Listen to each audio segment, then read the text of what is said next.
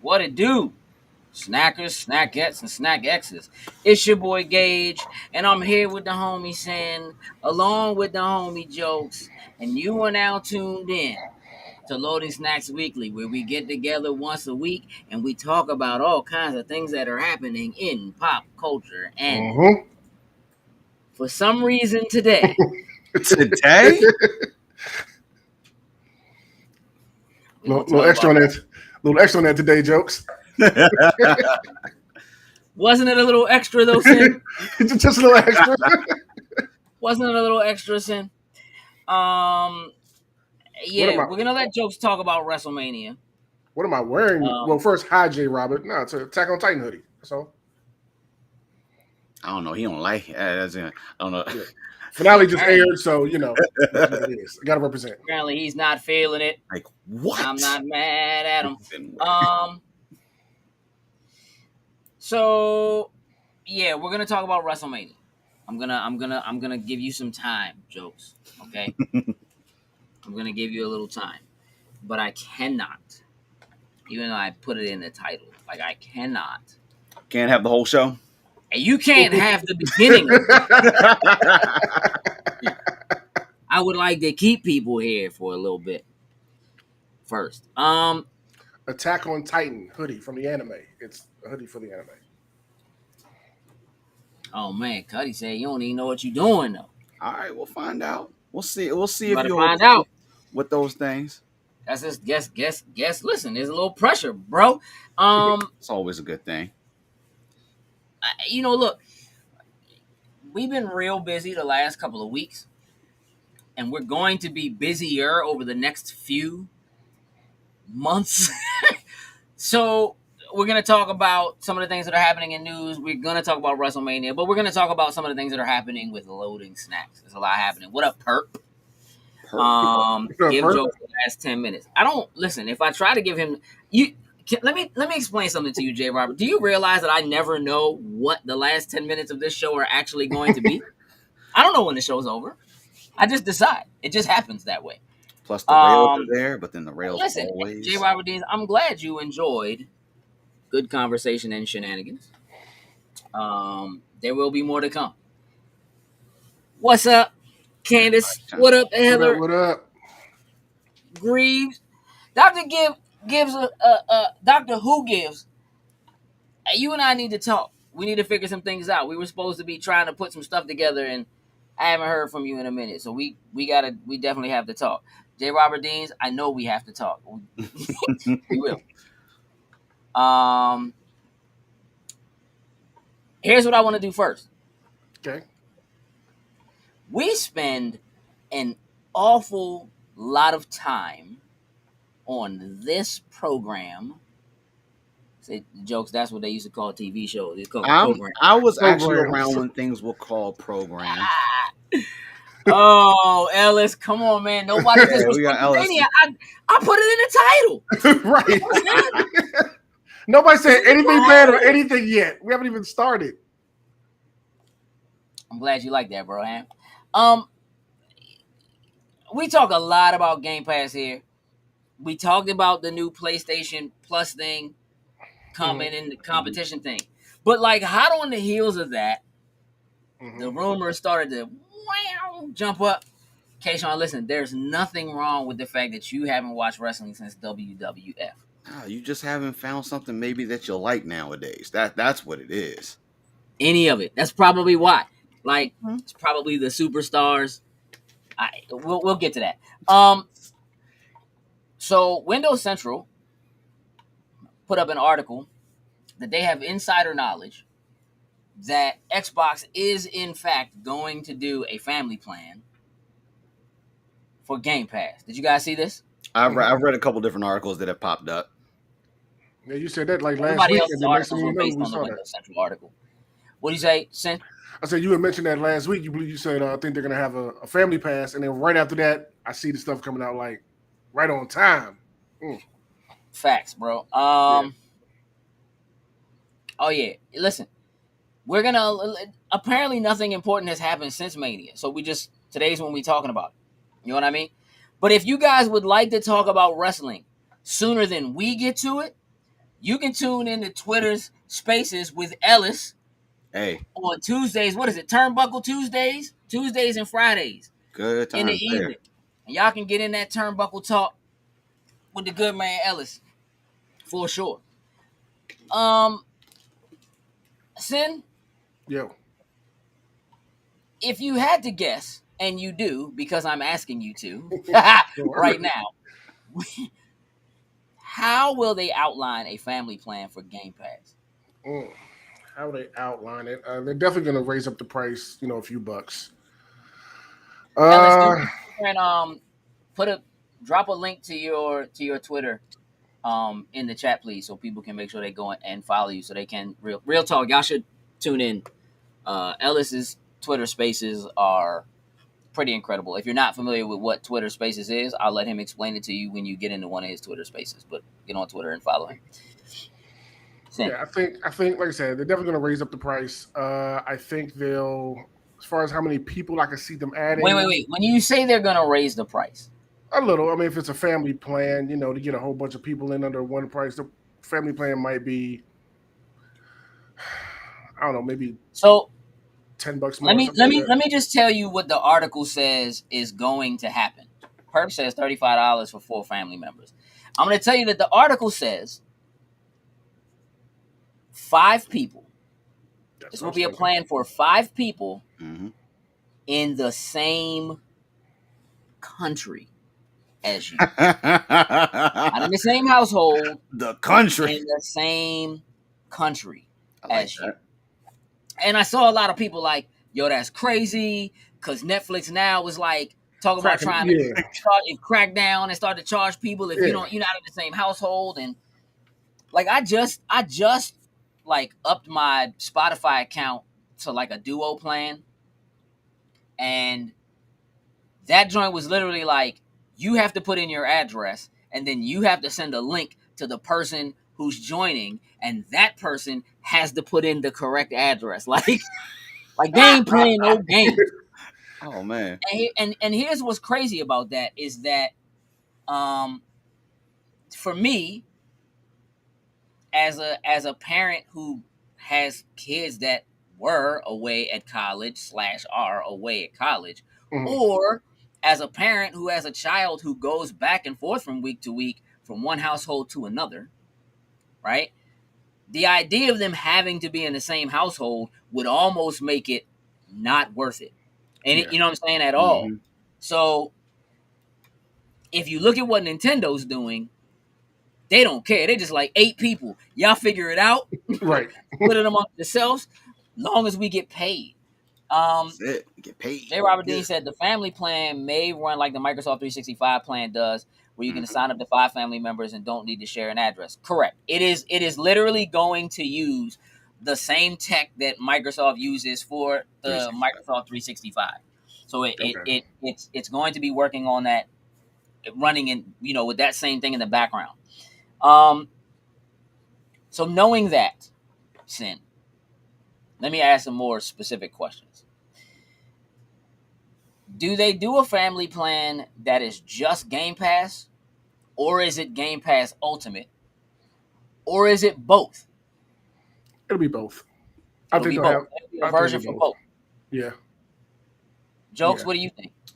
I'm gonna say ultimate because like Okay. the one thing they don't want to get in the habit, like they've done this in the past, is just having, and this is just Microsoft as a whole, not just Xbox, is having all these different SKUs of things that start to get a little bit confusing. Sure. So I think they'll try to avoid that and just make the bigger plan, just make ultimate the family one for it. You can still get your regular Game Pass if you want, but if you But if you really want to want be in to a family, you dive in have to be inside the Ultimate. family plan, you got to go to ultimate because that way you don't have to worry about creating super extra amounts of confusion. Because I know there's still people that are having issues knowing the difference between what gold is and what Game Pass is. Like those people still exist, sadly. Sure. But I think they'll go with the ultimate route just to keep things a little more simpler and not to create themselves all these extra different SKUs that they'll have out there for it. J. Robert Dean says he's surprised he hasn't seen a dual 365 slash Game Pass plan. It could be coming. I mean, Mm-hmm. that could be something that that's in the works. Heather says I think both so they can reach the most people.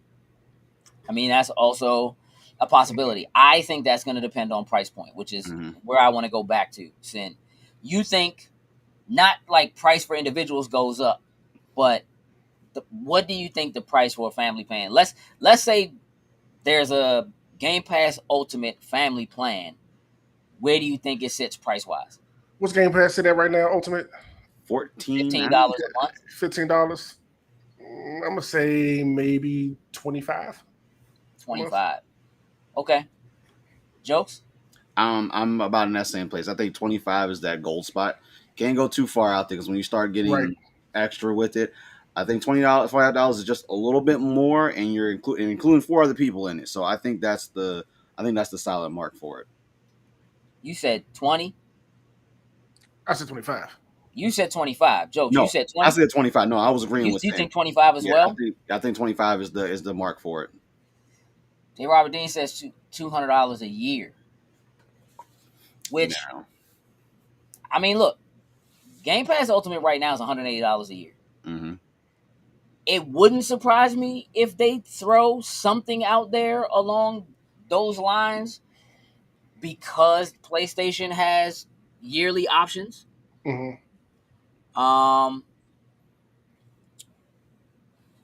Gold right now, Xbox Live Gold is $60 a year just to have access to play games online, which does not all games need it, but just to play games online, Gold by itself is $60 a year.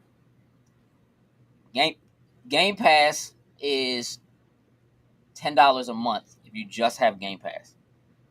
So bundling them in together at 15 is not crazy.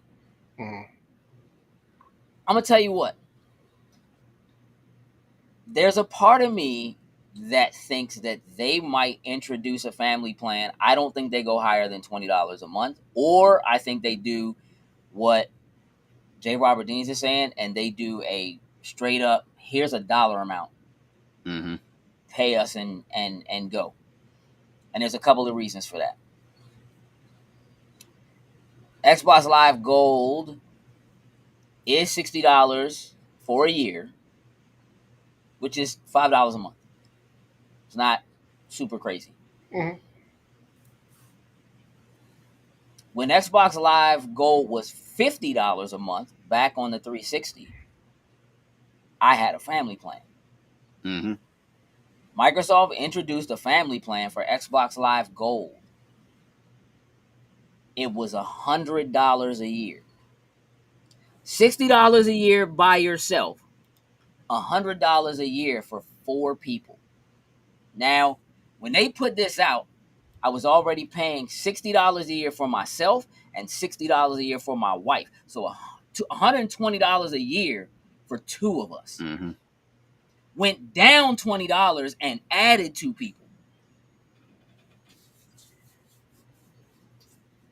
I think if you look at what Microsoft was talking about last 2 weeks ago with Game Pass and how many more games people play, how much more money people spend if they're members of Game Pass, how many more add-ons they purchase if they're in Game Pass. Mm-hmm.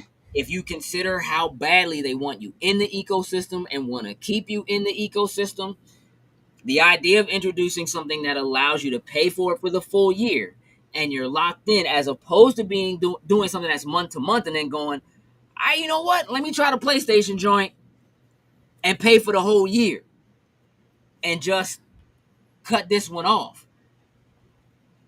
To stay competitive, if you add more people in, right, you'll probably lose some subscriptions, right? If you like, for me, Mm-hmm. right now I pay for 2 Game Pass subscriptions, one for Right. me and one for my youngest. So that's $180 a year Mm-hmm. per person. If they introduce a family plan, I almost don't care what it costs because I know it's not going to cost me that much. Right. I'm already in. You could drop both of those and just have the family plan to be good. Yeah. It's done. I'm Yeah. already in. And it would mean that 3 other people would now have access to a bunch of games they wouldn't before, which means 3 more people now are possibly ecosystem. buying more stuff, adding more stuff. Keep in mind that one of the things that's incredibly special about Game Pass that is very different when you compare it to almost any other streaming service. Sin. Never mind. You're the wrong person to ask. Jokes. Mm-hmm. You have Netflix. Got Netflix. You pay monthly. Mm-hmm. Ellis, listen. If you specifically call me Uncle Gage for the entire period, every time you address me while you're on the plan, done. Gage. Jokes, for all of the movies and TV shows and stuff that you can watch on Netflix, Mm-hmm. can you buy any of them and keep them? Like, you mean from Netflix? Yeah. Nah. Yeah. It's all streaming. It's all streaming. But with Game Pass, you can stream from the cloud. Mm-hmm. You can download and play them from your hard drive. But you can also, if you choose to, if you're one of those people who's like, I don't like not having ownership and streaming is blah, blah, blah, you can purchase every game that's in Game Pass if you want. Correct? Sure can. And own it. So regardless of whether or not the game is no longer in Game Pass a couple months from now, whatever, you can still buy it and have access to it, right? People don't know whether or not you're going to be able to do that with what PlayStation is offering with PlayStation Plus, and you currently can't do that with PlayStation Now. There are games that are in PlayStation Now that are PlayStation 1 games, PlayStation 2 games you can't purchase. You can only play them in PlayStation Now. But you also get up to a 20% discount. Not just on the games themselves, but on any DLC for those games. Which is why you see more people spending more money when they have Game Pass. Because they are playing games they would never have spent the money to buy or play in the first place. And they are spending the money on the DLC because they're getting a discount on it. And the game itself didn't cost them anything. Did that with Forza 5. Exactly. Mm-hmm. Me too. Me too. Though if I didn't have Game Pass and Game Pass wasn't a thing, I would have bought Forza Horizon 5. Yeah. Oh, yeah, 100%. I didn't have to. Nope. So I also didn't even blink when it was like, oh, the DLC. Oh, yeah, I'll pay for that. Like, Yeah, easy. I got the game already. Ellis probably has a better chance getting in on G's family plan than his ex. Facts. 1,000%.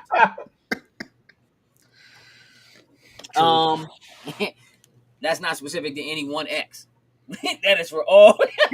All encompassing. That's not true. There are some I like enough that I might let them in on my family plan. Jokes. Mm-hmm. Could you foresee yourself moving to an Xbox Game Pass family plan? For me, probably not. Because, like, in my household, like, my box is on every single TV, and I'm logged into it. As far as game-wise, I'm really the only one that plays games. Everybody else in the house will use it for more of, like, the streaming services than anything else.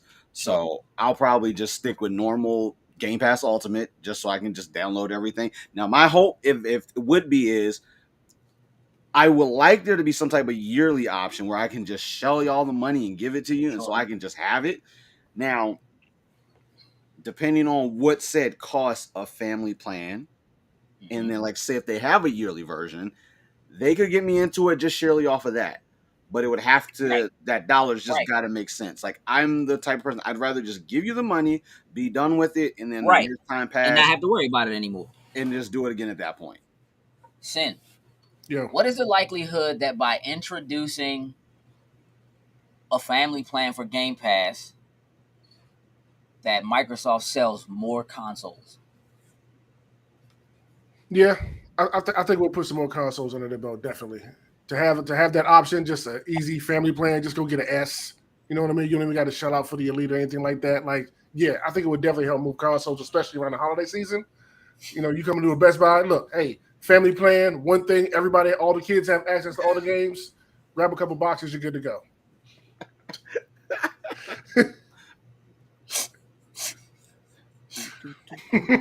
Just put that up there.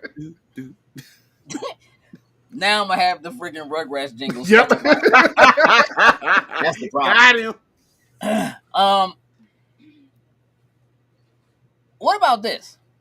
What about the idea of having an Xbox in the house, but not having to worry about anybody else or getting another box because you already have a couple laptops in the house? Because Game Pass Yep. Ultimate Get those works PCs. on PC, Yep. has almost all the same games, but does include games that are not on Xbox, Mm-hmm. and you can cloud stream. And then That's a good What one too. Yeah. about not to mention they this coming out streaming eventually stick that they're talking that about having, and I was thinking about that. Yeah. buying one of those and adding that on the TV, and you got a family plan, and we're not putting a box in your room. Hey, just go plug this in your TV. Go play. There you go. That's it. Done. And that's nuts to think about that. You don't need the full console. Like, look, you ain't getting the X and the S. I got the stick. You can play your games on the stick. Plug that on up. Get your brother the joystick. Go in the room and play. I mean, again, realistically, if you think about it, if you have relatively decent internet, which it's getting better, right? And 5G is becoming more prominent. Mm-hmm. You could just go buy an old or a used Xbox One X. Yeah. Because if you're running Game Pass, all of those games now run better out of the cloud than they do on the console because they're all running on Series X servers. So technically, right. Technically, you could just go pick up an older model box at GameStop or whatever, and just stream them, and be good to go. I think if Microsoft adds a family plan to Game Pass, they increase their market share. Oh, that's one. By enough for it to be a problem for the FTC to really look at them and be like, yeah, I don't know if this. Hey, hold on, y'all. And not to just mention, because right now they sit behind. Sony's got the highest amount of market share. They're number one. And then, well, NetEase just didn't make a big purchase, but I can't think of the other one. The Chinese company that keeps buying everything. Tencent. They're next behind them. That's solely based on acquisitions. Mm-hmm.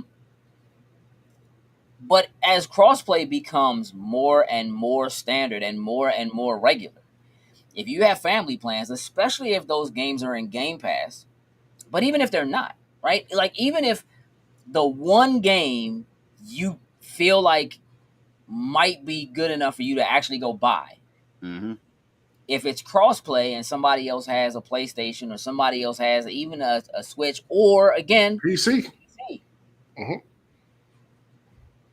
The fact that it's being played on Game Pass or via the Microsoft Store or what have you, or on a Steam Deck, which they're ramping up production and pushing more of those out, means that the market share of people who are playing games and they're on Microsoft's servers or their cloud in order to do it, I think increases exponentially.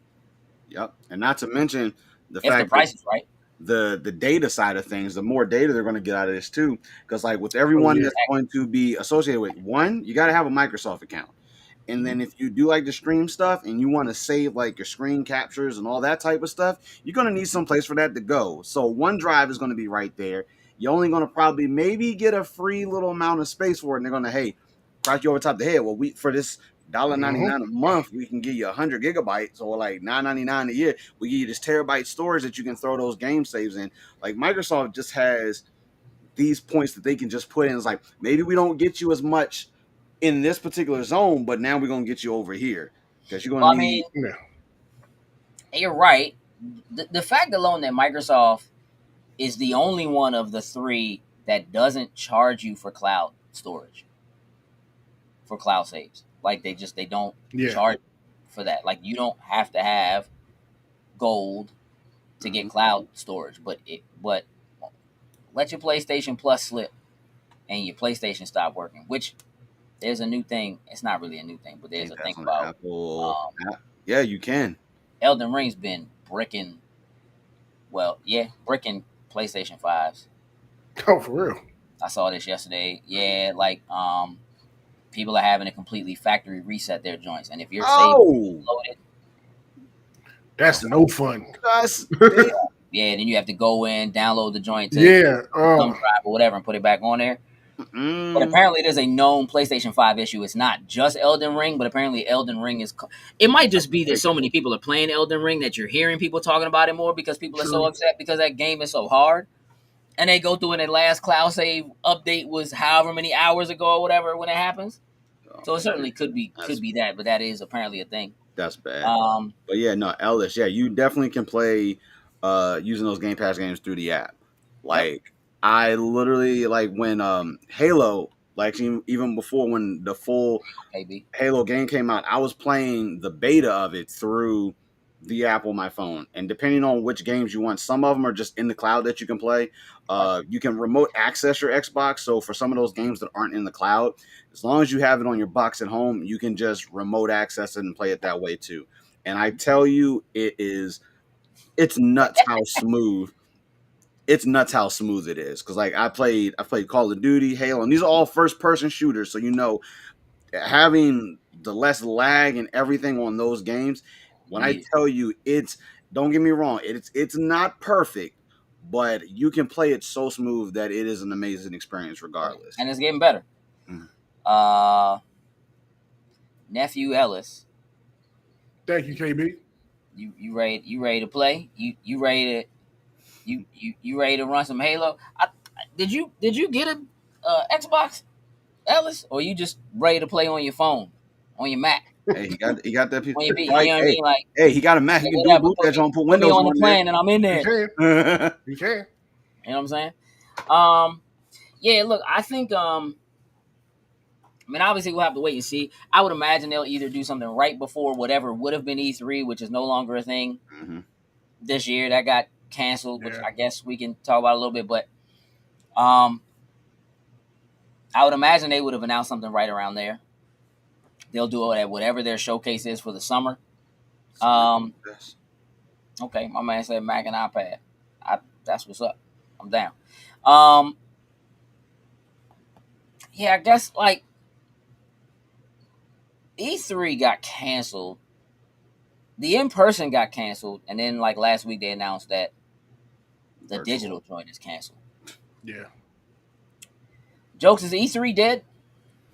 At this point, I hate to say it, but I believe so. They announced they'll be back next year. Sin, did they lie? I think they're swelling at this point. I think they're hopeful, but A little slow. I think they're swelling. They're just trying to keep hope alive right now, but nah. Would have been gone, these past few years and everybody doing their own thing. It just seems like, it just is what it is at this point.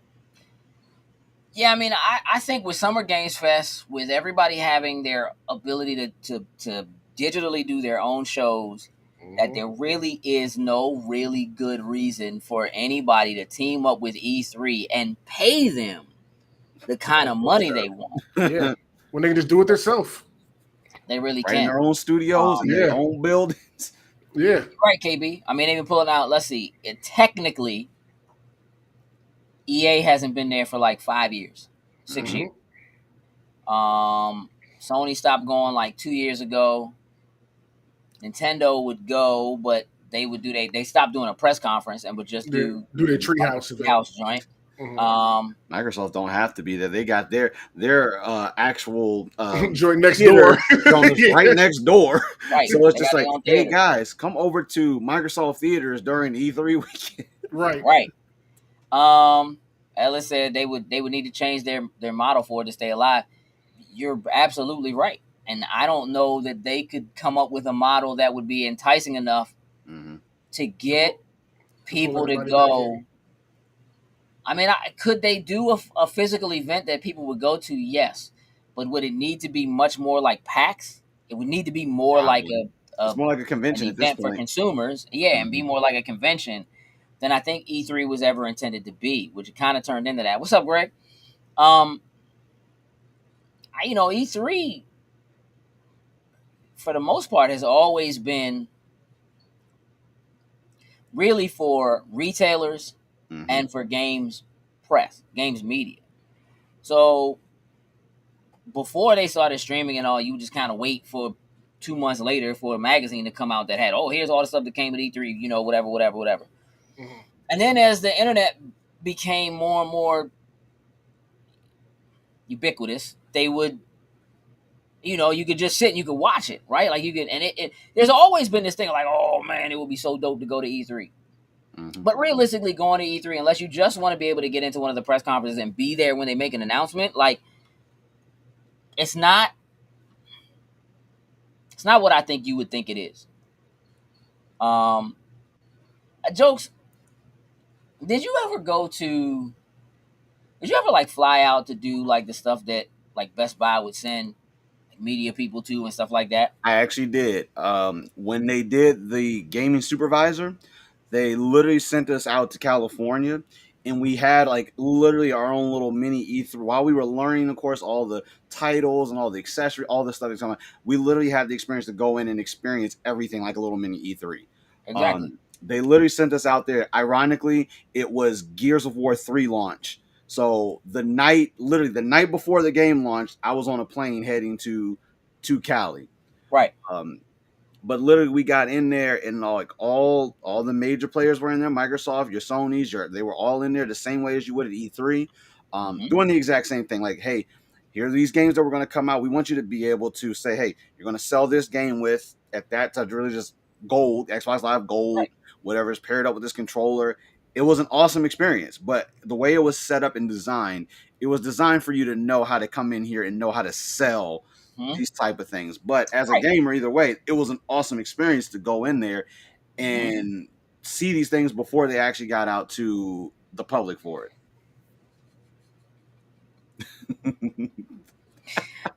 He's right because that's how I got my PlayStation 3. I It was remember at, that. at an event. Oh, Greg know, and Greg know too about. Greg, no, I know Greg. No, I did the same thing. I went to Phoenix, Cali, Orlando. I went to those kind of events, and really, like, yeah, you get to play a game early or stuff like that, man. But like, look, you stand in line, Oh, there were lines. in front of a booth or whatever, so you can try this thing out for 5 or 10 minutes or whatever, and then you move on. It's like that was cool because I got to play it early or I got to play before everybody else. But like, it ain't. What's up, Marcus? Um, but I don't, man. Like, I don't think the general consumer is really prepared for what something like E3 would be. Mm-hmm. Because I don't think most people are really prepared to mentally pay to go to something like that and stand in line for like 6 hours to try to play one game. Like, you can't get to everything, you can't see everything, you can't go everywhere. It just isn't a thing. Um, Much closer than 6 feet, unless you would definitely be in line much closer than six Was no feet. distancing at all.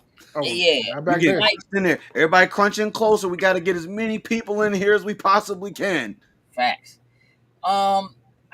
You would go in and you see them do little demos and let me show you this and that whatever. And again, it's really an opportunity for them to kind of try to really promote to retail. This game's gonna be hot. You need to have it in your store. Even that's not as big a deal anymore because so much of what they sell they do digitally through their own stores. Um, so it's not. I don't know that you necessarily need to convince Target that they need to put this game on their shelves. Right. Mhm.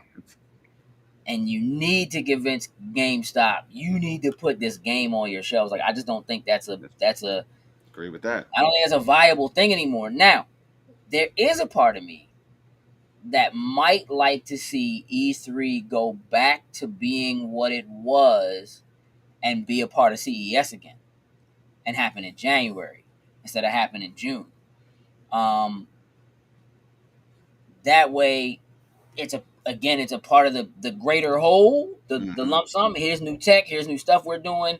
We're Mhm. partnering with this TV company because yes, we're putting the Game Pass app in these TVs, and we're putting the PlayStation app on all the Sony TVs. It's just gonna have, you know what I mean? Like, to see them do that kind of stuff, I think could be really I cool. think that makes perfect sense, honestly. Facts, Greg. and just keep it within. That way, you still get the media press and everything. With some of these manufacturers and some of these developers, it's like to finally they're probably be well ahead, especially in January, trying to get certain titles out there to announce. That would be a good place to do it. Not to mention if you're bringing some new piece of hardware or something to go along with it, that just ends up fitting in perfectly with the way CES just works. Yeah, I mean, I think there's a way to do it. I think it just depends on what it is. As VR becomes more and more,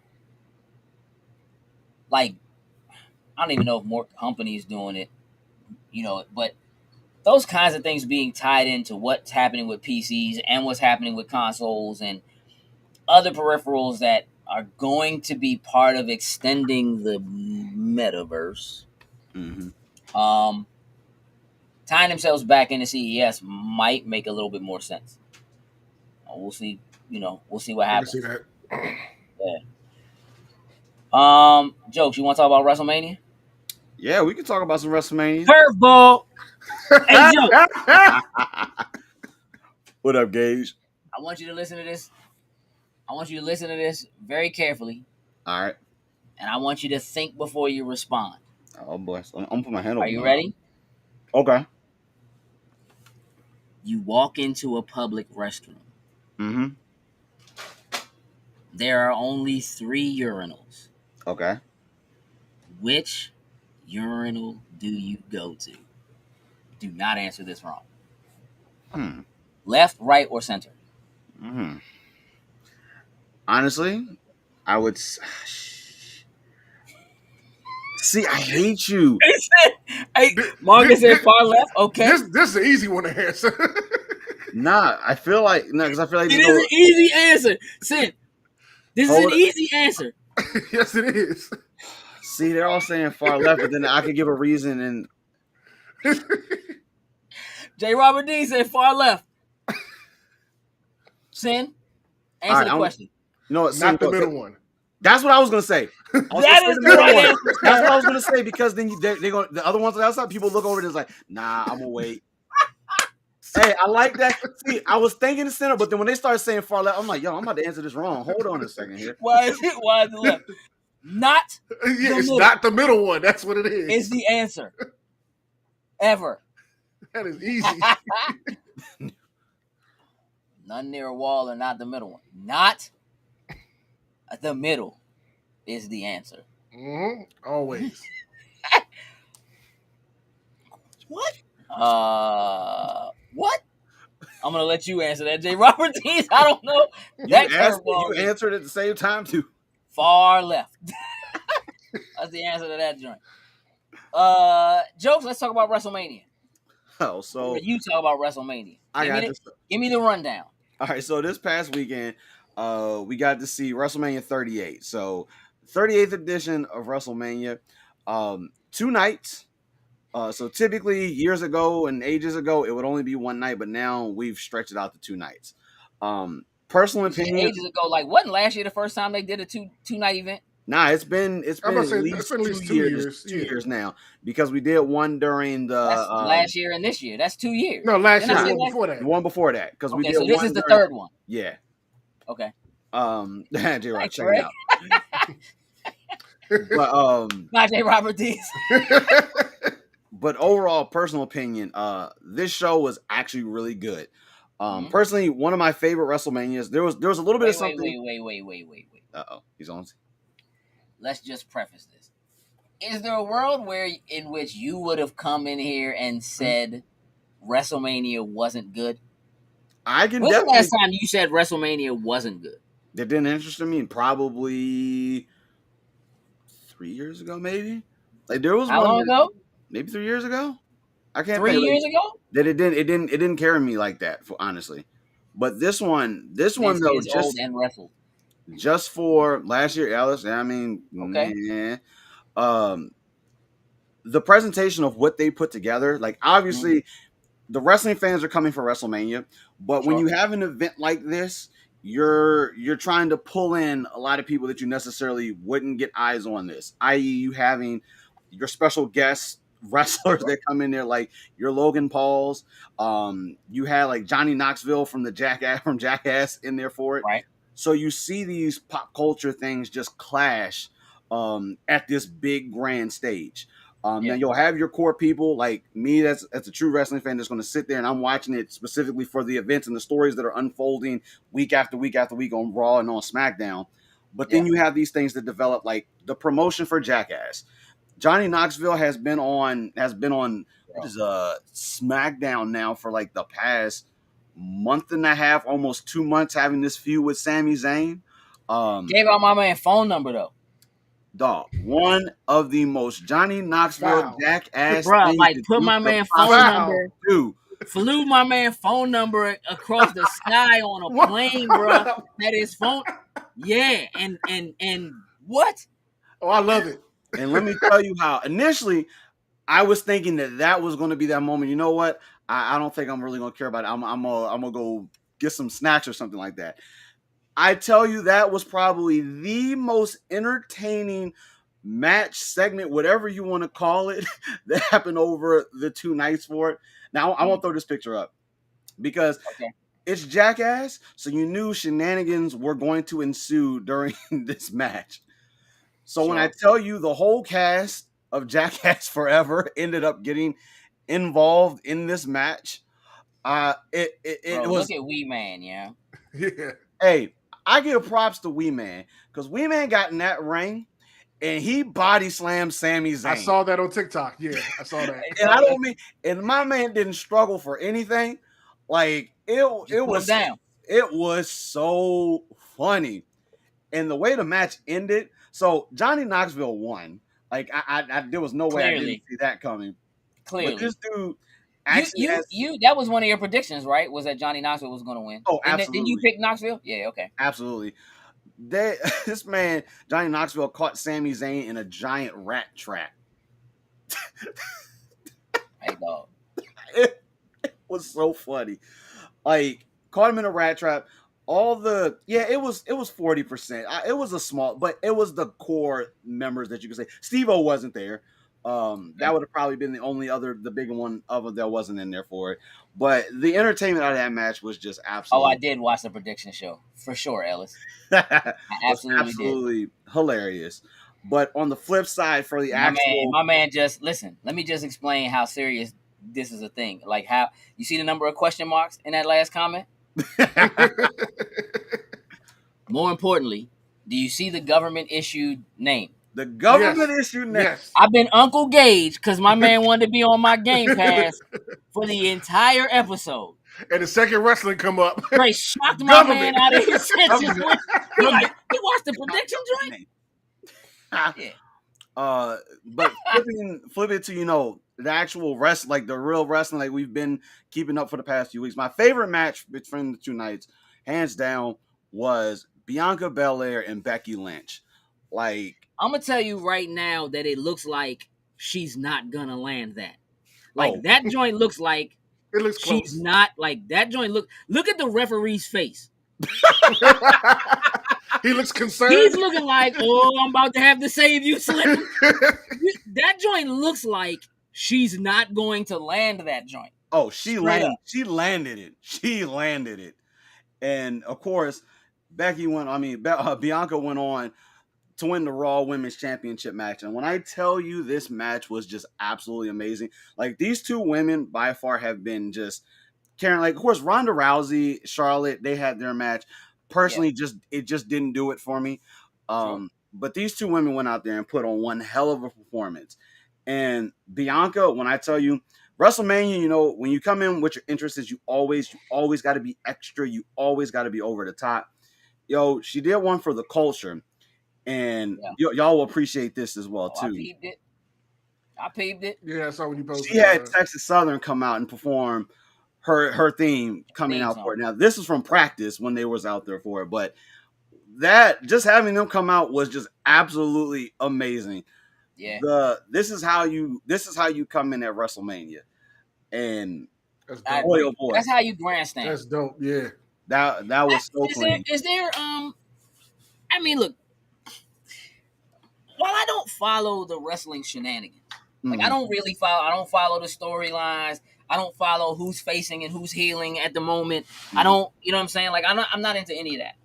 I do though, however, pay attention to what's happening. Like, I guess from a monetary standpoint, like the the recent just like WWE has just been releasing, like, people are just going away and showing up at AEW, and Cody going to AEW and then turning around and coming back. Like, I see all that stuff. Like, I pay attention to that stuff, right? It has seemed to me that over the last year or so, WWE has seemed weaker and weaker. Like, AEW seems to be putting on better shows. People are talking more about it, and WWE is just shedding their really good talent, or at least talent that people seem to like. Mm-hmm. Is there some part of all of that the success of seeing this 2-day event and really enjoying it is one of those things where it's like, oh yeah, there's a reason why they've been where they are for so long and have been at the top for so long, and everybody really is coming for their peak. You know what I'm saying? Definitely. I would say with let's go Ellis. Yeah, Ellis. That Flair line. You understand what I'm saying? Who won that match, Jokes? Charlotte definitely won that match. Doing typical Flair shenanigans. If I'm not tripping, you predicted against her, didn't you? I sure did. You picked Rousey, didn't you? I did. Now listen, I love me some Ronda Rousey, and I don't know if you really know that. No, you've been very vocal about that. You've been very vocal about that. I loves me some Ronda Rousey, but my Ronda Rousey love comes from the UFC. It don't have nothing to do. I respect that. With wrestling. There's a small piece of the Rowdy Roddy Piper. That's respect. You know what I'm saying? That I have, or whatever. Mm-hmm. Well, come on, man. Y'all know who my guy is. We're going Flair. That's what I'm saying. But before moving on, I'm not referring to my notes about these predictions because I was paying attention, Ellis. I was watching you give them a hard time the whole time they were talking. Hey, Ellis, I appreciate when Ellis be getting in there and having Ellis shenanigans. It ain't because of Piper, Greg. It's because UFC. Because Ronda Rousey used to slug people, and was a tap out queen. And listen, no shade to wrestling. Ronda Rousey made people tap out for real. Hey, Slim, you tapping out. She really applied that pressure, for real. Was that a pun there, Sin? Was there a little bit of a pun in that? Maybe. Hey, that's you know what I mean. That's I don't get me wrong. Holly beat the brakes. Oh yeah, he put them hands on Ronda. That was. Let's not get it. Listen, Greg. But again, I don't. This has nothing to do with that. This has everything to do with as far as I'm concerned, WWE is doing nothing but ruining the Ronda Rousey legacy. Straight up, I straight up would. I would love to see Ronda Rousey I want her to go back in a real cage with another person. I would slug it out. What? I want to see her take that mom juice, that mother strength that comes when you can only do it after you became a parent. I would love to see her take that mom juice into the ring with her. I cannot take this L in front of my baby. You understand what I'm saying? Not no planned L. You know what I'm saying? I can't take. You know what I'm saying? I can't take no real L in front of my baby. I can't see it. Man didn't do that. It's definitely. Hey, listen. I ain't even giving it to Nunez. It was Holly for me. I think Holly really got in her head. That's a whole other thing. That's all there. My bad. Oh, you good? It's all good. So before I talk about a few other matches, I do want to talk about Hall of Fame, of course, is always a part of WrestleMania weekend. They did Hall of Fame this year after SmackDown. So it literally just followed it when it went off. So some huge names went in. The Steiner brothers went in. That was awesome. Queen Charmel went in. Chad Gaspard got the Warrior Award. Much respect for giving it the shout on that. But the big name of the weekend going into the Hall of Fame was this guy, The Undertaker. Straight up. Now, when I tell you of Deserved. someone that was deserving of going into the Hall of Fame, it was this man. And I tell you, when they build a physical Hall of Fame in the W, I know eventually maybe they will do that. This man's getting a whole wing to himself. Like there's he been from day one. Yeah. Decades. When he came in as Undertaker and debuted at Survivor Series, he was a threat that no one outside like Andre the Giant, they didn't see anybody like this big, huge dude. And of course, Darkness, like he deserved this. And I'm happy. The gloves, like his entrance alone is one of the most iconic things like ever in wrestling. So when that bell ring, oh my gosh, it was that bell ring, bro. But I'm happy that he was able to get his flowers still being here because unfortunately some people don't get that type of recognition while they are still here on the planet. Mm-hmm. He deserved every ounce of cheers and everything that he got for it, and I'm so happy that finally he was able to go in. Amazing career. Like there will never be anyone like the Undertaker. And that, have you watched his show on Travel Channel? I think it is. Which one are you talking about? What up, Kidlet? Undertaker has a show. What's up, Kidlet? He has a show. Hello. I'm gonna send you. I'm gonna send you. I got you. For I'm about to send you something right now. But continue. But then on the flip side, of course, so Undertaker, well deserved. Like that was absolutely the big thing. And of course, there was some people that he nodded in there, and the one that I do want to bring up, because we haven't seen him in ages, and he finally, made a statement and everything, was Triple H, who opened night 2. And, it's been months on months since we've actually seen Triple H actually on any WWE programming. Like, for those that didn't know, he had a cardiac issue at some point. And, they were very quiet about it and didn't specifically say exactly what it was. But he came for and actually was on the show on ESPN. And he literally flat out said, I was literally cheating on being dead. Like it was bad. He did of course announce that he's retired from in-ring competition. He has a defibrillator in his chest now, and he's like, it would be best that they don't have to shock me on live TV. And I was that's big facts. 100%. So just seeing Trips there, and of course, he introed WrestleMania on night 2. My bad. The show was on A&E. My bad. But got continue. It. I just sent you a link. Got it. So just seeing Trips back on stage, coming out doing the iconic Triple H intro with the water and everything, and of course leaving the boots in the ring, the signal that what the time's come, I'm moving on, was an absolute awesome thing to see happen. Being able to happen at WrestleMania, I think, is the perfect place that you could go ahead and hang it up for it. Yeah, that's probably the best way to do it. I mean, I know that was Sin's favorite guy. I know. Absolutely. Like, I'm just glad that he's still here with us, Yeah. And you know what, let him bow out gracefully and just do things in the background or come out and talk every now and then. That's fine. Like, just worry about your health, worry about your safety. That's the most important thing. The facts. I'm gonna throw this picture up, and then I'll talk about one of the big moments that happened. But like you talked about earlier, Gage, Cody making his big return to WWE. It had been speculated and rumored ever since he announced that he was leaving AEW, that he was going to be coming back to the WWE. It was just a matter of figuring out where, but time was aligning that it was looking like being WrestleMania. He fought Seth Rollins. Like the whole build up, I love the story where Seth didn't have anything to do for WrestleMania.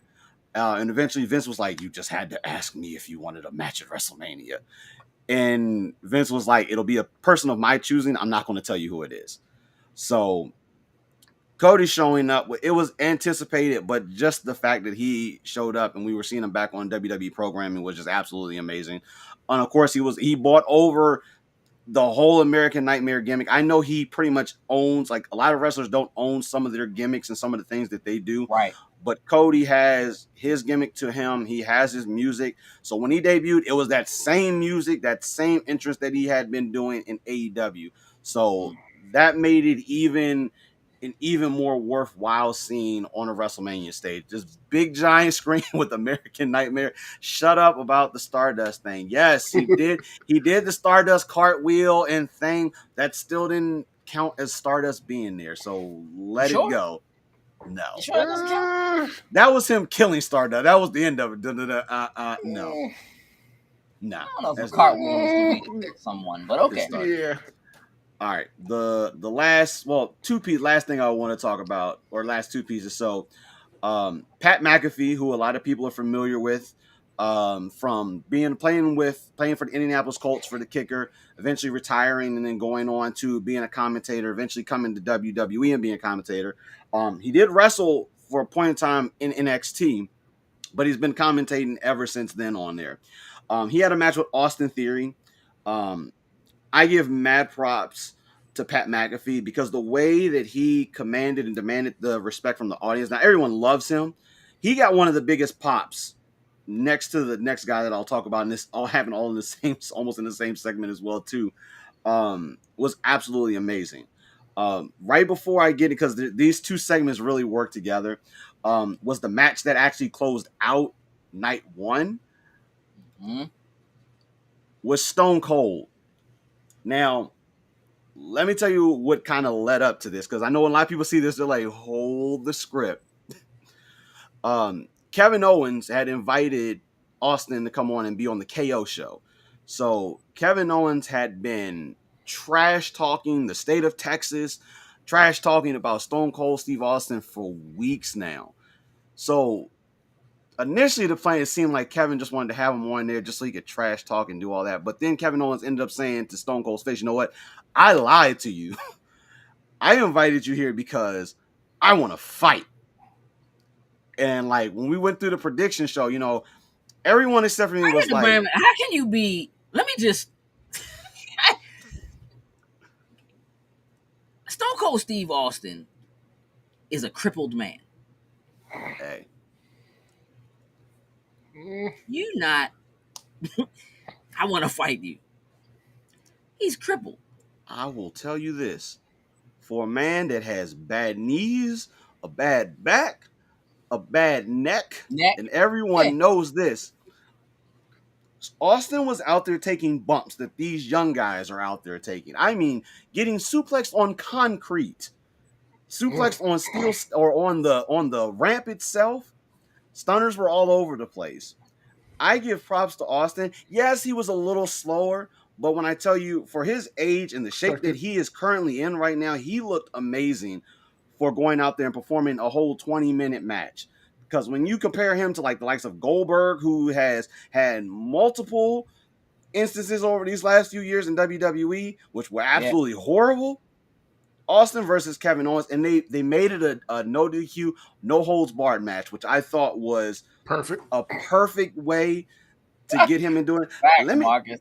Let me tell you, and I drink beer, but the amount of beer and the way that he can consume it and still wrestling at the same damn time is absolutely amazing. It probably is why he can take those bumps. He probably couldn't. I'm not feeling it. He just numb after a while. Dude, yes, he took safe bumps, but come on. You want to have likes of Austin being suplexed on like concrete. Don't get me wrong. Kevin Owens was a perfect counterpart to do this with. But him just doing some of those things where you're kind of like, oh, should Austin be doing this right now? But let me tell you how it ended up being a fire match at the end of it. Austin won, of course. There's no way Austin was not gonna win that match. Yeah, Ellis. Call him out, Ellis. But this ties also into the Pat McAfee match. So Austin Theory, who Pat McAfee wrestled, has had Vince McMahon in his corner for weeks now.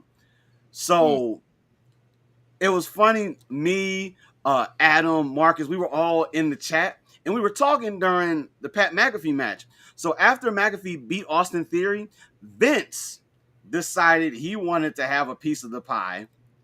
And he ended up getting and having a match with Pat McAfee afterwards for it. Vicious can't stay out the ring. No, he that's just Vince. Now Vince ended up winning said match. But I joked about something. I was like, you know what? Austin has to come out for this. There is no way Vince comes out for the last time and everyone's like, nah, he ain't gonna come out. And next thing you know, Austin comes out. And now Vince McMahon and Stone Cold Steve Austin go back decades. And Austin has shared beers with many of people throughout the years. Mm-hmm. Never does it ever end well when you share beer with Austin, whether you are a good guy or a bad guy. So needless to say, Vince McMahon caught the most disgusting of stunners that I have ever seen in my life. Worst joint ever. Vince has never been able to take a stunner. In all the years that he's practiced and taken stunners, he has never been able to take one successfully. And this one was the cherry on top of the cake. Bad. Marcus said, look at the J's, though. Hey. But, of course, so after Stone Cold had his moment with Vince, that was a clean moment, kind of signifying that, you know, that last time they were going to do it. He invited good old Pat McAfee into the ring with him to share some beers with him. And needless to say, I don't need to tell you how that actually ended for it. Oh, because you just told him. With another stunner. You gonna get stunned. But the funny part about it, when Pat McAfee was outside of the ring, like struggling, like dying from like the stunner he took, my man was passed out on the floor drinking beer. It was I don't have a gift right now. I ain't got the gift. I think this was supposed to literally be like this is his last joint. This is his send off. His this was the send off. I don't think he'll be wrestling in the Mr. Freeze headgear. Yeah, this was an awesome send off. You know, the last time having Austin with Vince McMahon, like the two arch nemesis for like years and years, it was a beautiful send off. Like this is the last thing of them. Like this picture here, like just hit like straight all in the childhood, and I was just like, oh my god, like all three of them in the Hall of Fame. That's not even.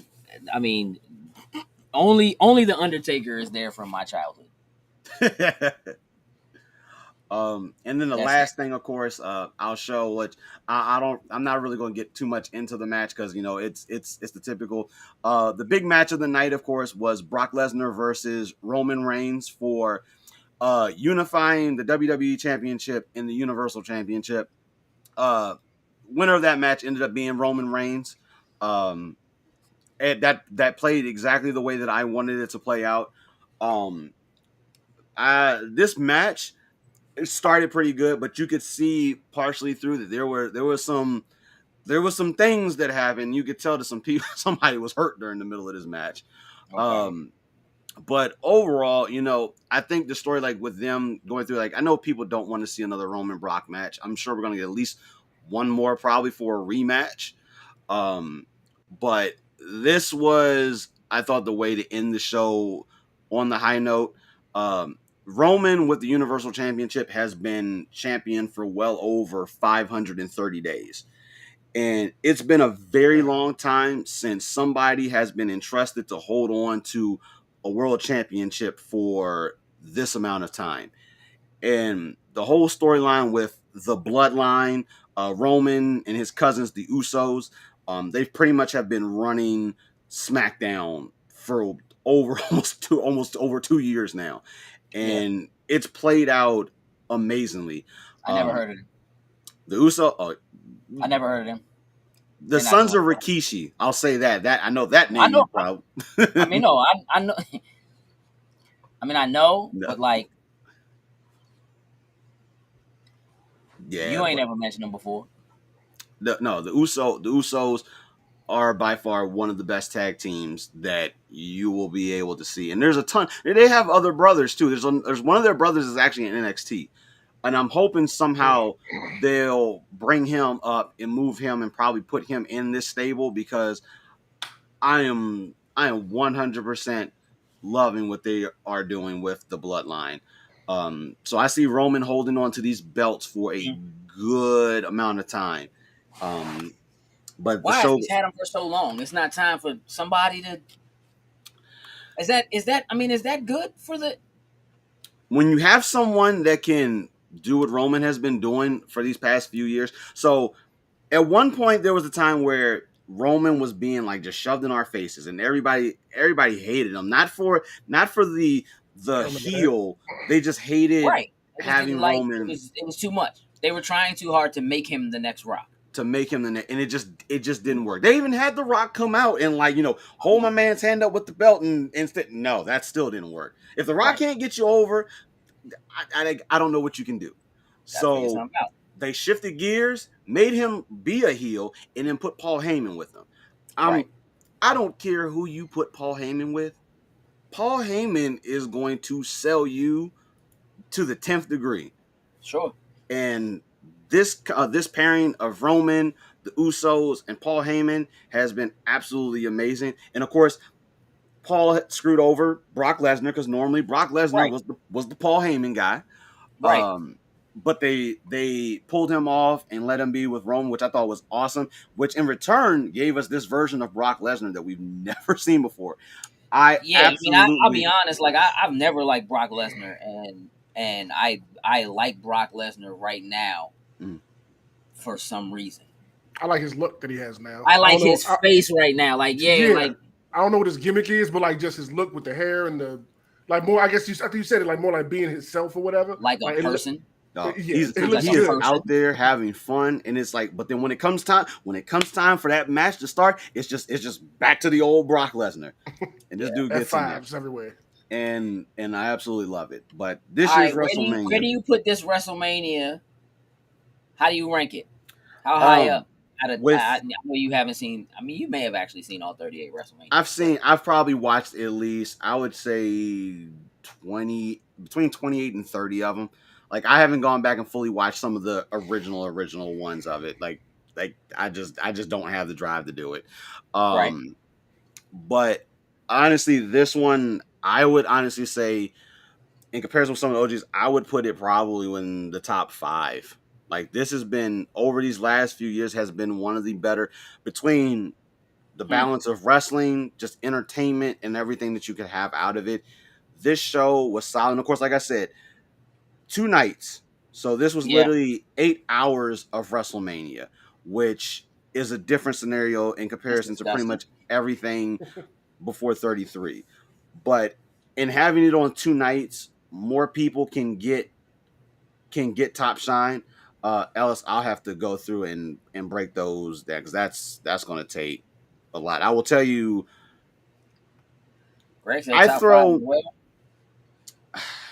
I'm gonna have to have a whole segment on that. I think that's going to be a whole segment to break down everything, because like I have a top 5 for more than just the reasons of the matches and stuff they have. Like, I have one WrestleMania in my top 5, obviously just because of the fact I went to it, and because I went to it, it was just a different experience. Right. But if I rank them, like if I go and do them by like matches and everything, give me like 3 to 5 business days, Sam. Yeah, give me like 3 to 5 business days.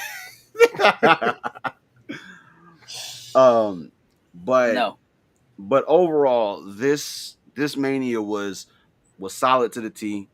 There really wasn't an opportunity where I felt as though I just needed to get up and just move and part ways with the TV for a minute. Like, even like I said, Charlotte versus Ronda match wasn't necessarily my thing, but it kept me entertained enough to stay here and watch it.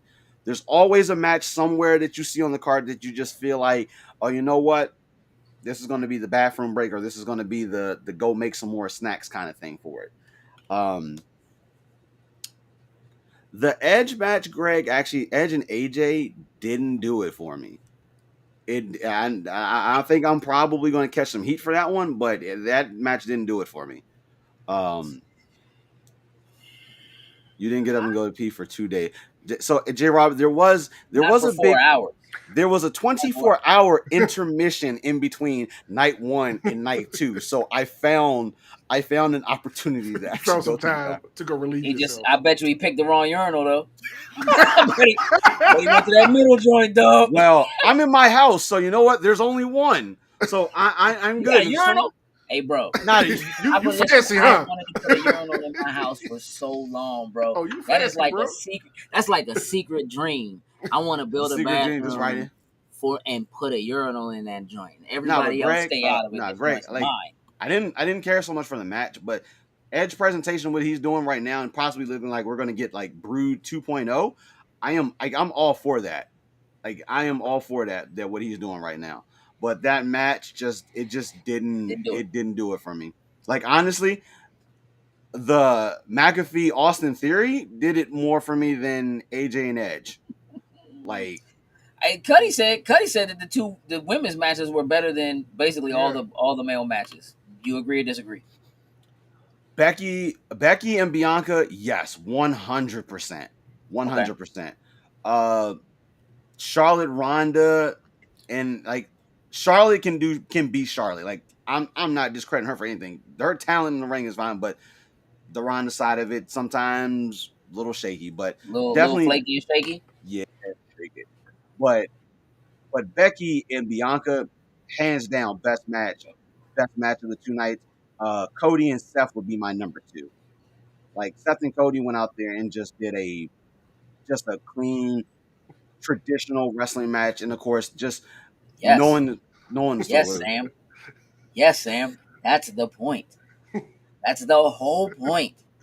Just for No, him. not U2's guitar, not U2's guitar play. This is Straight up. Edge. Hey, jokes. hmm I had enough wrestling.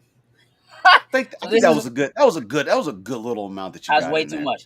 I was way That too was a much. good little I amount. apologize to all of y'all.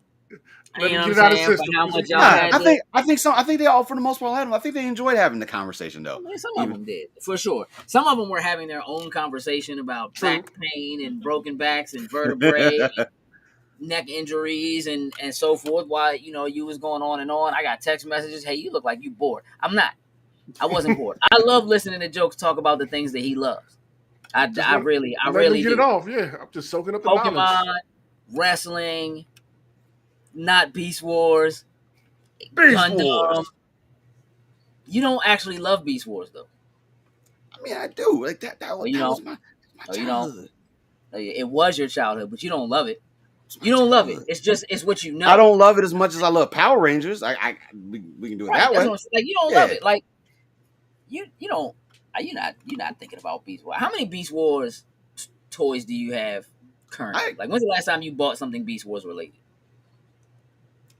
I don't think there's any toys Beast Wars right now to buy. Exactly, yeah. But Nobody cares but about Beast Wars, but bro. we do go to conventions and you can find that stuff there. That's true. I have the one thing that came from Beast Wars. I have it still was Optimal Optimus. That was the one that I wanted, and I had that. So I'm good. I know you talk Hey, about listen, I'm gonna take Sam. The fact that you consider me an intellectual, I'm just gonna take that and run with it. I'm just gonna hold on to it. Thanks, thanks. I'm not. Listen, it is. I do really want you to understand, folks.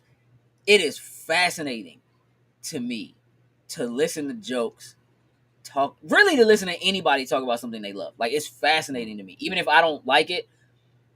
That's one of the things for me that like I just like about people. It's like something that you love or you're into. And I get wrestling. Like I was into wrestling for a long time. Then I stopped being into wrestling, and then Sin got me into wrestling again for a long time, and then I stopped being into wrestling. And like now, I'm strong enough to never go back. I feel it. Like I just don't. I don't. He's built up Yeah, the courage to say no. I was in there twice. There's enough. You know what I'm saying? I get enough about what's going on and what's happening. I pay attention enough to know how to talk the jokes about it. This is what I saw. You explain it to me. You know what I'm saying? And like, I just been watching his face light up every time he thought about something else he didn't get to say yet. Like I just, you know what I mean? Like I'm actually truly enjoying listening to him talk about it. But I had enough. But I had enough now. Like it's like the moment is past. You know what I mean? Like I'm good.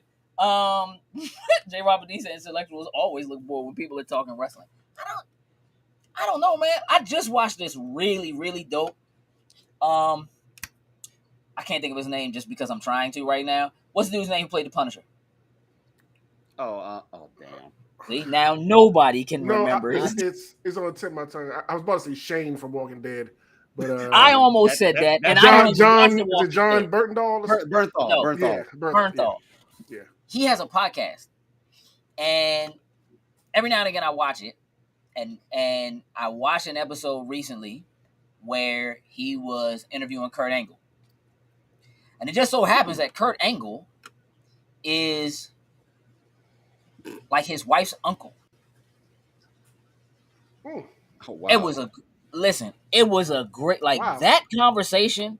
Listen to them talk about listening to Kurt Angle talk about growing up and wrestling and what the Olympics was, and then ended up in WWE and like all of that. Like it kind of really did take me back, like because Angle was a thing for sure when I cared about wrestling the second time. You know what I'm saying? Like it just, but it was a really, really good. It was super. Nah. If she dies. The way I said reminds you of a laid back therapist. Like that's cool. So here's this. Tell me, and I mean that's how I feel. I'm just letting Jokes get it out of his system. You know what I mean? So Tatiana don't have to listen to it in a little while. I know she sat through it all weekend already. You know what I mean? And I know she's back here enjoying it the same way. Yeah. Same way. That's why I partially still don't have a voice because of the way that I was screaming and having fun watching WrestleMania. What is the thing? Tatiana generally doesn't say a whole lot when she's around us anyway. You know what I'm saying? So like, the fact that y'all have that and the two of you can sit and watch wrestling and be like all in is, like I said, that's dope. Like I don't. Yeah. I think that's great. Mm-hmm. And plus, at this point now, yes. Like WrestleMania is like this event has transcended, just being within the confines of wrestling, having all these celebrities and everything in it. They are interviewing. It's always been like that, dog. That didn't just happen. It's always been not just that, but the way that it's. Mike Tyson was in WrestleMania. Like it's always been like football players, and it's always been people doing that. That's not new. You're just young. That's not new. It's WrestleMania 38. That means it's been WrestleMania for longer than you've been alive. Not me. You. There's been 37 more. You know what I'm saying? They've done this multiple times. Yeah, like I don't, Sin. Yes. I was gonna show something, but before I show something, the inquiring minds want to know how you felt about Morbius. So, Jokes, shut up. Tell them how you feel about it, so I can tell you how I feel about it. I know why Sin jumped in after we finished the wrestling thing to talk about Morbid. That was the funny part. No, I jumped in to yell at Marcus, and then everybody there attacked and said, "Hey, what did you think about Morbius?" And I told y'all how I thought about Morbius. Yeah, it was a waste of time. Yeah, straight up. Like I went in trying to give it a fair shake. Like, okay, everybody's hating on this movie. Let me go in and yes, I saw it because I knew we were gonna come in and talk about it. So yeah, I did it. Whatever. So, I'm sitting there. Hey, listen, he was by himself though, because I ain't go see that joint. I ain't go see it. All right, the signs were already we can talk about it that it was going to be bad. Yeah, but whatever. So when the director released the after credit scene for the movie before the movie even came out, that was already a sign that he was expecting that nobody was coming to see this movie. Yeah, this movie was just bad overall. Let me keep it a buck. Like halfway through it, it was putting me to sleep. Things weren't lining up and making sense to me. It was driving me crazy after a point. It wasn't even like, and I love bad movies. This wasn't even like bad funny. Like it was just bad frustrating after a point. Like how he got his powers wasn't making sense. Like the whole beef with his friend just wasn't clicking and making sense to me. So many things was not making sense. And it was I could have sat home and had more fun by myself than going to see this damn movie. Hey, dog, listen. Even after credit scenes, like I wasted my time for that. Like it's I don't understand why people care about Jared Leto. Why do I feel like they keep giving him jobs, they keep putting him in things, you know what I'm saying, and then they're not successful. And I don't understand. Like I don't understand. I don't have a problem with Jared Leto. But everything else, I personally don't have a problem with Jared Leto. Like, I mean, no, but I think I do. Okay. maybe because people seem to like him. Like, I don't know why people like Jared Leto. Like, I don't know. What did Marcus, Jared Leto do? I don't know if it's not his fault, Marcus, because he's become the catalyst of a lot of these bad things. Like, I know the directors and stuff, have their visions on certain things, but when your Is man Jared is that, Leto good looking? I feel like he's plain. I mean, I'm not. I mean, I don't think he's an ugly looking individual, but I'm The just only saying, reason like, I can say the only reason I care about Jared Leto because 30 Seconds to Mars, one of my favorite songs, is The Kill. So that's like my knowledge of him for me. Dallas So Buyers Club. That's what everybody's saying. I never heard of it. now Marvel and DC have something in common, and Jared Leto is by far the catalyst of both of their worst movies that they have out Iceland, there. listen, it doesn't yeah, count. It's the but it Sony wasn't thing. just him. Like he wasn't like my problem. But it was everything as a totality Hey, was the listen, this problem is what I want watching to it. know. Hey, Sin, listen. How was Tyrese? Pointless. His character was pointless in the movie. He had no business being there. Nah, I think right now, to be honest with you, Sam, I think he actually has potential. Like Dune is going to make him a bigger star than he probably would deserve to be otherwise, and a lot of that, Wasn't a hungry good enough. portion of that, comes from the fact that Zendaya is in Dune. But Which, which, like, she was in it for like 6 minutes. yep, that's it. However, history has shown that being in a movie for a very minimal amount of time can make you the most important character. Will Smith, Independence Important Day. enough to get your own show. That then the Mandalorian shows up and just takes over the Hi, train. Jack. True. You see this? This is my What is season. Boba This Fett like? this is my season. Um. Hey, listen. I think Tyrese was really good in the first Michael Bay Transformers joint. Yeah. I mean, Mhm. I think he was clean. Like Yeah. you know, um, J. Robert Dean says Leto is pretty, air quotes. So he came in at a point when young white girls put guys like him on pedestals. His modest talent has allowed him to stay afloat. Hmm. So there's a part of me that feels like Jared Leto probably really is talented, but that for whatever reason they keep casting him in roles that fit how he looks instead of casting him in roles To his that talent. take advantage of what he's able to do. I can agree with that. I can agree with that. I don't necessarily like. This is not me necessarily saying that I don't think he's been good in stuff. I just don't think he's ever been stand out in anything. Like, Mhm. I mean, okay, Morbius, Sin. Yeah. I have no plans to watch Morbius. Good. I did it for y'all, so y'all don't have to go through that. I was asked to. I was asked about it, and I think I decided like 2 days ago. This just isn't gonna happen. This is I mean, I not. almost didn't. I'm not even positive that I'm going to watch it when it's available at home. I almost didn't after Maybe. just seeing how bad it was. But for real, it was like I've already got the tickets. I just need to get out the house. Let me just go and just get out the house and go do something. So it is what it is. Mark said he watched so you won't be alone. Like the only reason I would go see, obviously, I have my movie subscription, so it's not like I'm coming out of pocket. It's for me, it would just be more of a waste of time. I could probably I don't go have see time to waste on that though. something. Yes, I'm keeping it a is. buck. The end credit scene intertwines it. So Yeah. Yeah, like I would say that it as a huge Spider-Man fan, this movie, I was only interested in this movie Thank you, Sam. when they announced it. Yeah. Facts. If you had that PS5, Oh, I would have before you go refunded in a heartbeat. In a heartbeat, I'd have refunded. I ain't even gonna lie. I can spend 2 hours a different way out here. What? No getting no sun today. Ratchet and Clank. Let's go. I could be playing Ratchet and Clank. Yep. Yeah, I don't know, man. Like I'm at a point now where I'm like, I feel like it's probably not worth it for me to spend the time. It honestly isn't. It honestly isn't. B, you're good. You are good. Like when it comes out and it's free, you ain't got to pay for it. If it's late night, you want to throw something on in the background, fine. But it's really not. You know how long it took me to watch Venom?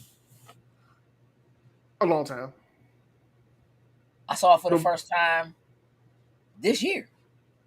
The first Venom. Morbius was my penance for my luck getting the PS5. I'll take that. Could be. I will take that. What I mean? Jokes. Mm-hmm. What are those? Those are Sonic shoes right there. Something not going on my feet. Yeah, because you can't get them anyway. You can't get them. I'm cool with that. Sold all the way out.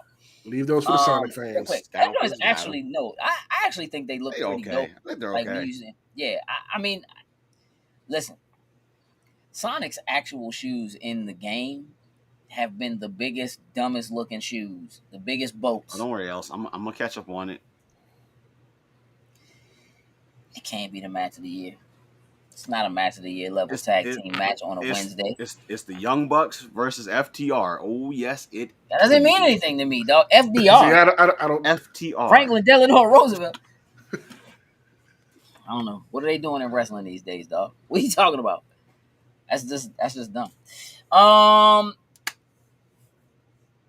Sin. Today,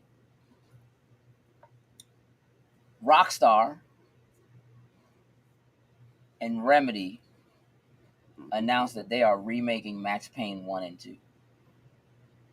I saw that. Are you amped for this? I am, honestly. Like, I watch people play 1 and 2, but I never played them myself. For real? Yeah, like I watch people play it or something like that, Wow. but I never sat down and play it. I played 3, loved 3 when he was older, whatever, beat that joint. So I'm looking forward to I'm looking forward to them remaking it, and I can go back and, playing with the new mechanics and all that kind of stuff and had to play that story from the beginning. Yeah, so I'm looking forward to it. The idea of Remedy being able to remake Max Payne with Rockstar money. Ooh. That's the thing. That joint kind of is doing something for me. That's the thing, yeah. God, I hope not. I hope not.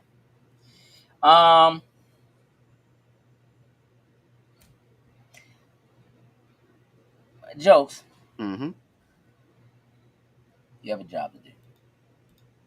Coming right along.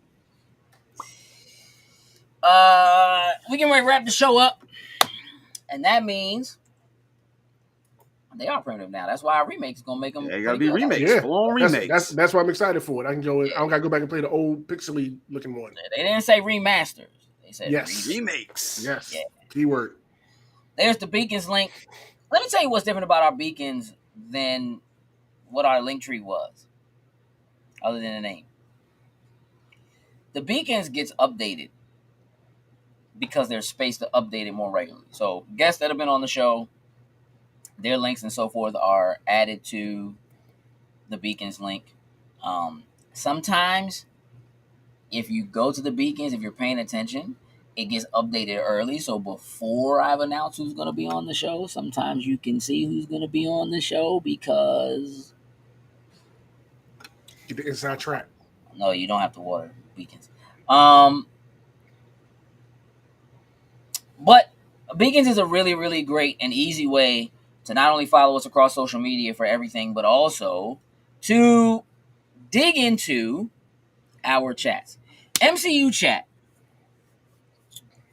is like 4 people away from hitting 1,000. Do me a favor, go invite people to MCU chat. Let's put that 1,000 Push mark. that over. Yeah. Help us push that over. Wrestling chat is there. Anime chat is there. Movie club is there. We're going to pause for a moment. We're going to talk about anime chat and wrestling chat. Oh man, that Moon Knight spoiler boys. The Batman spoiler boys. If you haven't watched our spoiler boys of the Batman, you should highly recommend you do that. So we had a good conversation. Again, I told you we're working on some things, trying to make some changes, some stuff. We really want to do some things to elevate some of the chat groups that we have. Wrestling chat, anime chat. We would actually love some of y'all's help. For those of you who are here who happen to be admins in either one of those, look for something to be coming your way to kind of help us do this. But what we're looking to do is take the idea of having a chat like that and make it more interactive, more fun, give people more reasons to come to those chats and be a part of what's happening there. And so we've got some ideas that are brewing to specifically do some stuff week to week within those chat groups to help kind of push things and bring them up. And I would absolutely love to hear any ideas that you all have for things like that you would like to see. Also, in our beacons, we now have a Discord link. So you can go to our beacons and jump in and join our Discord server. It's just another way we want to, build a community. So if you want to come in there and chat there and post things there and so forth, it's a great place to do it. There is still a separate private Discord chat for Patreon members. Mm-hmm. And again, we are still working on making some changes to the way that Patreon, some of the tiers and stuff that we have in Patreon, but we have to adjust some of the ways that we do work and create content and so forth, which is brewing. Definitely some big things coming in the anime chat way between July and August.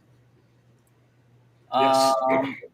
Wrestling chat has some really solid things set up for some recorded content as well as some live content. Y'all just keep paying attention. We'll keep doing what we can to let you know. Next weekend, we will be at Nerdpocalypse on Saturday. The bar crawl of all nerd bar crawls. Mm-hmm. From like 3 in the afternoon to like 9 at night. It's gonna be cosplay, singing, and drinking.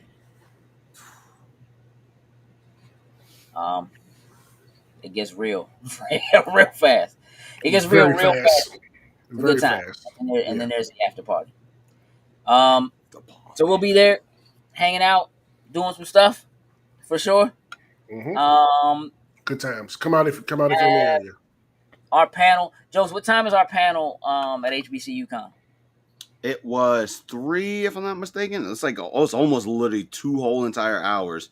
I will tell you right now. Yeah, we got a pretty solid block. So we have a Being Comfortable Being a Geek panel that's coming up at HBCU Con, which is at Bowie State University. Yep. That starts at 3 o'clock and pretty much it goes till 4:50. That's a lot of time. Mm-hmm. We're gonna have a good time there. We just got our panel approval for Awesome Con. Yes. That's Saturday. Yeah, Saturday, Heather. Yeah, just got our panel approval for Awesome Con. We're also looking to expand some of our panels. There's a possibility we may be looking to do more than one panel at some of these events. Looking at you, Jokes, with a wrestling panel of some sort. We're again, it's getting ready to get really, really busy. Did I miss anything, Jokes? I think you got everything in there other than telling Sin to do his job. Well, that's coming. Sin, did I miss anything before I? No, I don't think you did. I think you hit everything important for right now. You were about to do your job. Well, then let's do the job. Let's shout out our top tier patrons, starting with Anthony Cunningham, Marcus Houston, Susan Dortch, and Tyrone Carson. Thank you very, very much. We truly, truly appreciate it. That is an absolute fact. Thank you, Sam. Busy is good. Yes, the busier you are, the less likely you are to get into trouble. Probably Probably a very true statement. Idle hands and such. So yeah, next week we're having a makeup day. Next Wednesday, Shady is going to be on the show, and she was sick a couple of weeks ago and couldn't make the show, but she'll be on. And then Self-proclaimed the cult leader. following week, we're gonna have Joe Copeland on the show, Hey, hanging out with Solid. us. So yeah, it's gonna be busy. two great women, two good shows. Looking forward to it. J. Robert Deans, that sounds excellent. We need a Lego podcast. Oh man.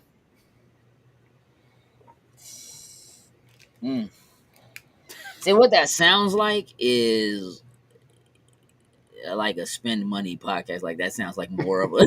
That sounds like that sounds like a trap. Bees in the trap. It's a trap. Oh, I did forget to mention something. See this? Remember I told y'all Xbox had those nail polish? Yes. Uh-huh. Found them. Yeah. That lavender. That purple joint. Monthly Lego saying, you Museum Mari. Hey, listen. All right. Now, okay. Now we're talking. Now, see, okay. Now we're getting somewhere. Yours turning. Yeah. That's how they do. You know what? I'll just pick it up and show it to y'all. Give me a second. Give me this. So we're getting ready to start doing some. Zayna and I are getting ready to start posting some content, do some loading snacks content and stuff like that. We're gonna start grabbing Color Pop always puts out these dope makeup sets that are geek themed. Look at Zayna. So she got these. So they put out the Avatar. Oh, okay. Oh, that's actually kind of cool. Okay. Yeah, they got Avatar joints, and then so those are eyeliners, and then this is the palette. So there's more to it. This is what we got. What she got. So we're gonna be trying some different looks. Probably some things around elements. We talked about doing it like, okay, let's do a look for each element. Mm-hmm. Then we talked about like actually shipping people, and doing like a Katara and Zuko look together kind of thing. So there's some things brewing there. So we'll do that, and then we'll be looking at to do some additional content around those kinds of things. Because geek stuff is everywhere. All kinds of stuff. Who's going to do my makeover? If somebody was going to do my makeover, it would be Zayna. I don't think I would let anybody else do it. But it's been a while. But Zayna and I did, we talked makeup and primers and stuff like that for a while, and we would discuss colors and palettes and combinations and things like that. I also have. Yes, that's correct. That is correct. Not happening. I also am working on doing something similar to the Color Pop thing, but with an artist and having them like scan in some of the colors and things like that they have, but then apply those colors like makeup to faces that they've drawn, that kind of thing. We're working on some stuff. We'll see.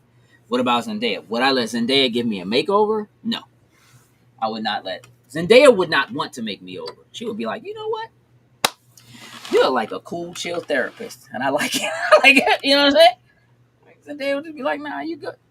No, I would not let Zendaya make me over, because while I think that the stuff that Zendaya wears looks good on her, I don't want her to dress me. Mm-hmm. Not at all. Not even a little bit.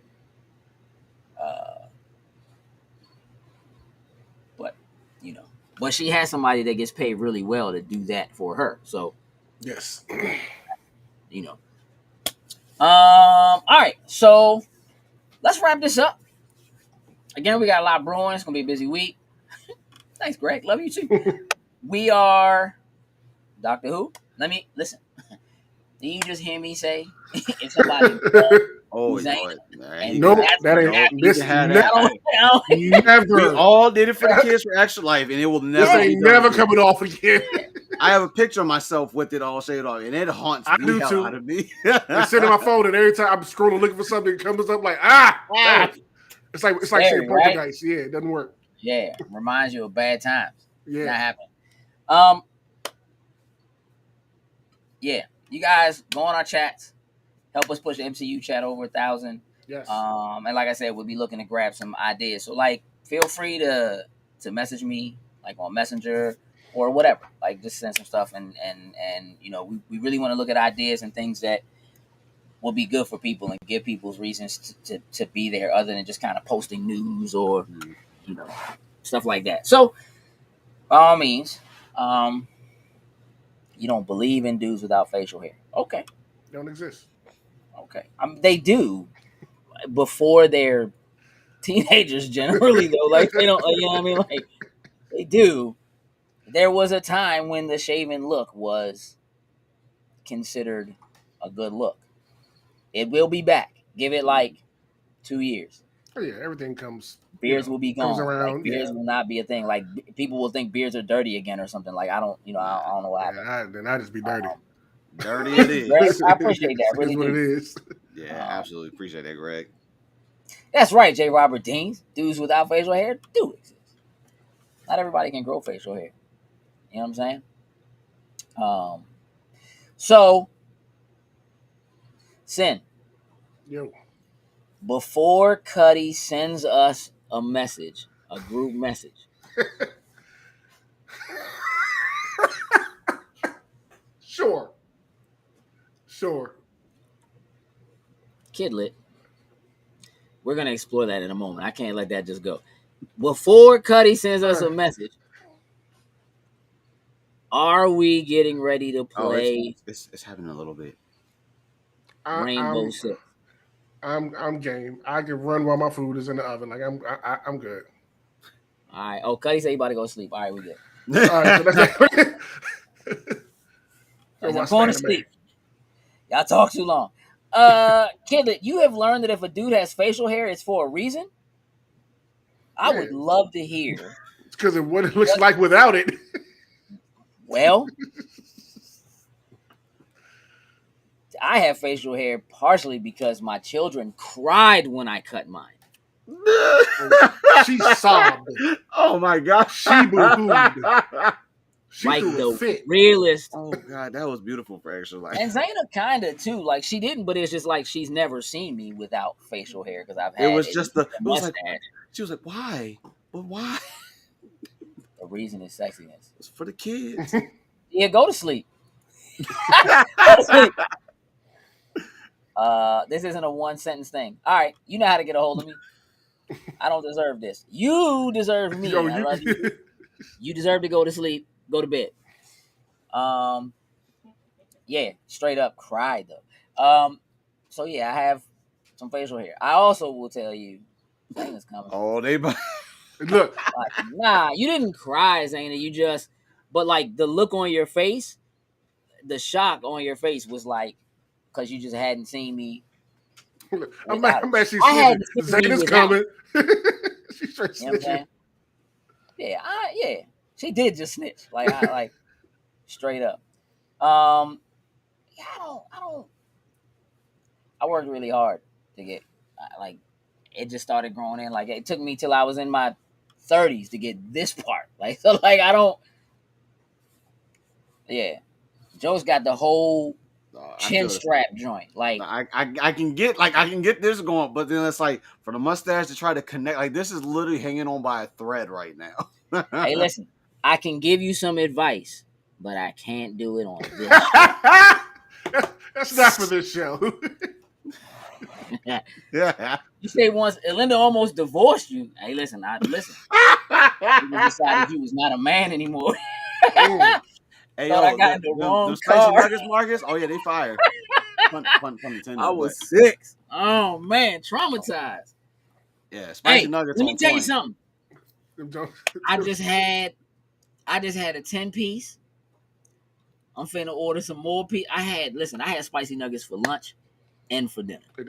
Dog, when you put that message in the chat, jokes, that's all we needed. Dog, Boy. hey, I was doing my lunch and I was just gonna get like a McChicken or something, just something slight. And I was scrolling through and I was like, whoa, spicy McNuggets. I said, this is gonna be an error when I order this. Gonna say it not available. Not at all, As buddy. soon as them just order, I say, hey y'all, spicy McNuggets back. Why they hot, bro? And look, as soon as you why said that, why they put them joints out after the Szechuan sauce? Dog, I can't get the damn Szechuan sauce to try with the damn spicy nuggets now. I was getting that was a real reaction. I was getting Szechuan sauce left and right, and then the spicy nuggets came out, and now I can't even get them. You were supposed to get the sauce and keep it. You're supposed to get it and keep it in the fridge. Oh, the way they made extra, like I was eating them as I was getting them. Yeah, no, you're not. You're supposed to get extra. Did you hear what I said? You're supposed to get extra. No, getting extra from McDonald's. These dudes is trifling, looking at me like this is coming out like their paycheck or something. Don't complain about it. They ain't gonna do nothing. Just charge me. No, we gotta go. Charge me 25 cents. I will give you 25 cents for an extra damn sauce. I greatly appreciate y'all tuning in. Make sure y'all follow us across social media. Again, if you go to our beacons, you can follow us. Again, I do appreciate those of you who have taken the time to listen to my new endeavor, the Good Conversation and Shenanigans podcast. Probably going to be about 2 hours long every time we do it, rotating people in and out, and everybody brings the topic to the table and we just discuss it. Nothing is off the table. We will talk about whatever people want to talk about. Like it's all in. So I got a pretty good group of folks lined up for the next episode, and we will be taking much more of our content and turning it into podcasts so people can listen. That includes Spoiler Boys. I just want y'all to know that Spoiler Boys podcast is coming. So, with that said, yeah, get you some sweet chili sauce. I need that too. Probably make the sauce realistically. I think that's it. We appreciate y'all hanging out with us. Thank you for being a part of our community. Make sure you all are following and taking care of each other, talking to each other. Again, join the Discord because conversations like the ones you're having here on the side can certainly be taking place at all times. All times. If you jump in the Discord. So feel free to jump in and join that Discord. We greatly appreciate it if you did that. And with that, we're out. Tools and Loops.